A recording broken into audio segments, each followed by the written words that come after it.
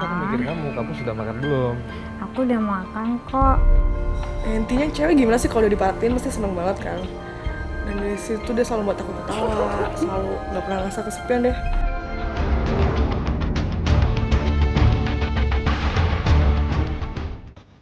Aku gak mau tahu. Kamu udah nikahin aku. Kamu harus tenang, Santi. Kamu harus Aku gak mau tenang. tahu kamu udah nikahin aku.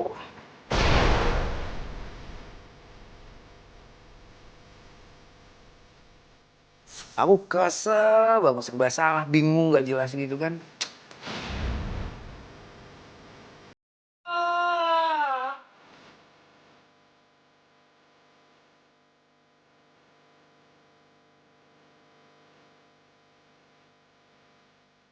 Di situ aku sebagai wanita menuntut hak aku dong, menuntut hak aku untuk status anak aku yang jelas.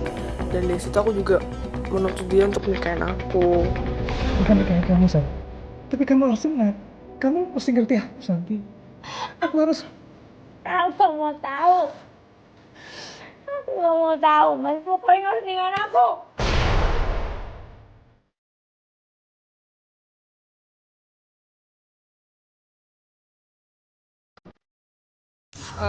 Tapi dari sini Hmm. aku nggak tahu. Selama kita komunikasi, sering ngobrol, sering ketemu, aku nggak pernah tahu kalau sebenarnya lu udah nikah.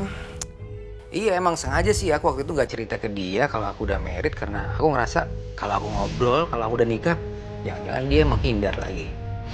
Awalnya sih aku nggak mikir macam-macam, cuman aku pertama lihat sih lumayan manis. Dari situ ya aku seneng jujur aku seneng banget dan berharap aku bisa lebih kenal deket sama dia lagi. Dari awal situ kita mulai ngobrol-ngobrol ya, kita ngobrol-ngobrol dan akhirnya kita tukeran nomor handphone. Ya deh, 081 Hah? 326. Ya.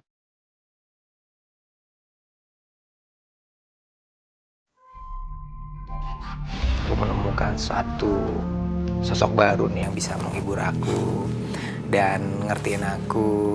Ya dia ini. Ih. Rena sering banget telepon aku, perhatiin aku, bercanda. Halo. Terus aku mikir kamu sudah makan belum? Aku udah makan kok. Intinya cewek gimana sih kalau udah diperhatiin pasti seneng banget kan. Dan dari situ dia selalu buat aku ketawa, selalu nggak pernah ngerasa kesepian deh. Jadi kalau misalkan dia nggak nelfon aku mau ngobrol sehari rasanya gimana gitu.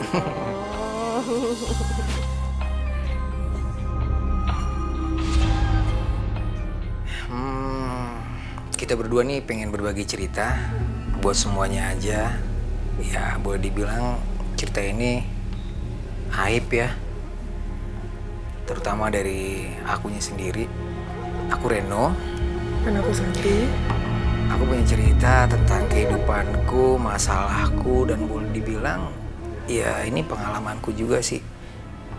Aku sudah beristri. Istriku namanya Rita. Papa udah pulang. Sini mama bawain Pak. Capek lah. Capek ya, Pak? Gimana Pak kabarnya? Kerjaannya gimana di sana? Ya, biasa aja lah. Namanya juga kerja di kantoran. Tas. Biasa. Kita udah menikah, tapi sampai detik ini aku dan istriku Rita belum juga dikaruniai anak. Sebenarnya aku sendiri juga udah coba kemana-mana, pengen sekali punya anak dengan Rita. Tapi ternyata karena belum juga dikaruniai anak, Rita berubah jadi temperamen. Pak, mama mau ngomong nih Pak. Mau masalah apa itu? Kita kan udah 7 tahun Pak, nggak punya anak. Nah, mama tuh pengen kita punya anak gitu. Gimana caranya Pak? Ya terus maunya mama apa? Kita ke dukun lagi.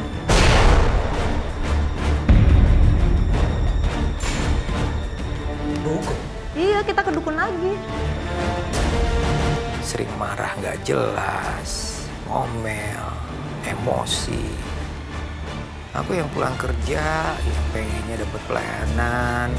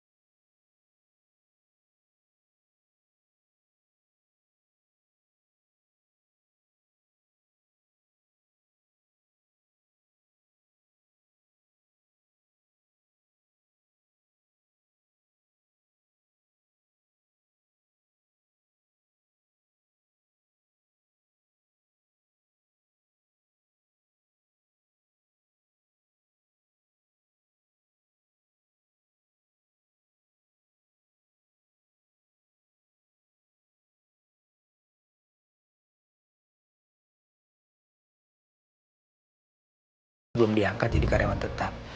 Dan akhirnya dia bisa memahami.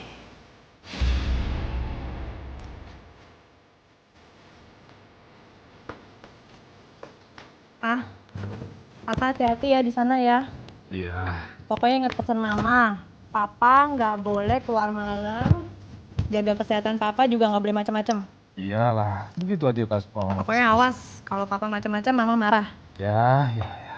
Dah, kalau berangkat ya. Hati-hati ya, Pak. Ya. Dadah ya. Iya. Dadah, Papa.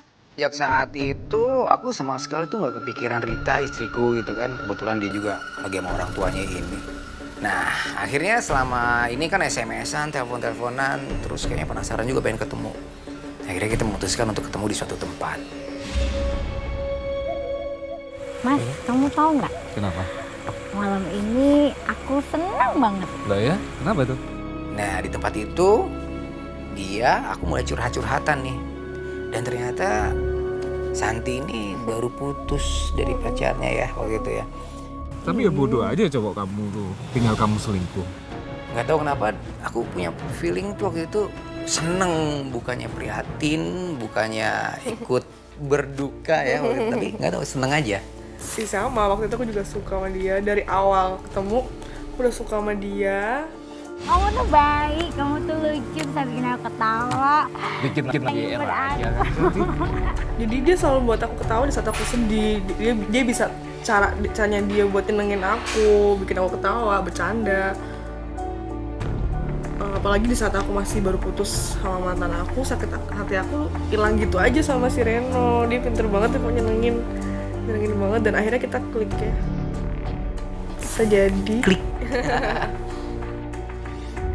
Kan selama ini kita ketemuan cuma di luar, di tempat-tempat tertentu. Aku sendiri penasaran, sebenarnya Santi ini tinggal di mana sih? Dan akhirnya kita berdua berinisiatif buat ketemuan dan datang sampai ke rumah Santi. Dia mau main lagi dong kayak dulu. Kan sudah kan? Iya. Sudah kan?